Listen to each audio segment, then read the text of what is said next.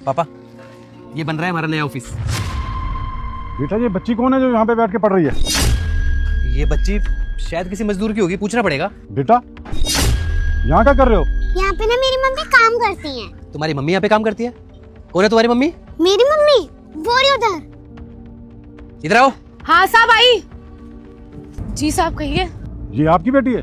हाँ साहब मेरी है। ये यहाँ पे क्या कर रही है और आप इसे साथ लेकर आए हो?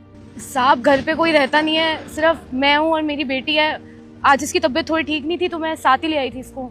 ये किताबें इसे किसने दी? ये जो पीछे मकान है ना, इन्होंने दी थी हमें किताब। उनके घर में ना छोटे छोटे बच्चे हैं, उनकी पुरानी किताबें ना वो इसको ही दे देते हैं पढ़ने के लिए।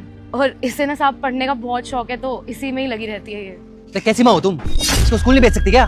पढ़ाओ इसको, बच्ची को। अगर तुम मेरे सच्चे भक्त हो तो इस चैनल को सब्सक्राइब करो और अपने 5 दोस्तों में शेयर करो। मैं जल्द ही तुम्हारे सारे दुख दूर कर दूंगी। नहीं साहब पढ़ा नहीं पाते क्योंकि पैसे नहीं है हमारे पास। साहब हमारे घर का खर्चा ही मुश्किल से चलता है, दिहाड़ी मजदूरी करते हैं। इसे पढ़ाए तो पढ़ाई कैसे?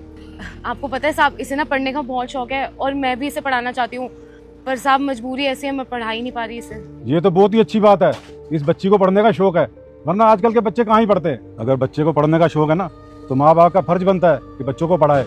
बेटा क्या नाम है तुम्हारा? मेरे नाम तो चिया है। बड़ा प्यारा नाम है बेटा आपका। बेटा एक बात बताओ, बड़े होके क्या बनना चाहते हो? मैं ना डॉक्टर बनना चाहती हूँ। डॉक्टर?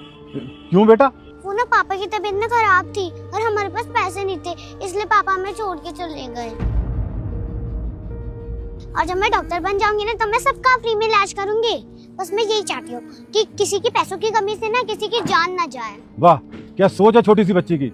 बच्ची तो है इतनी सी पर इसकी सोच इतनी बड़ी है।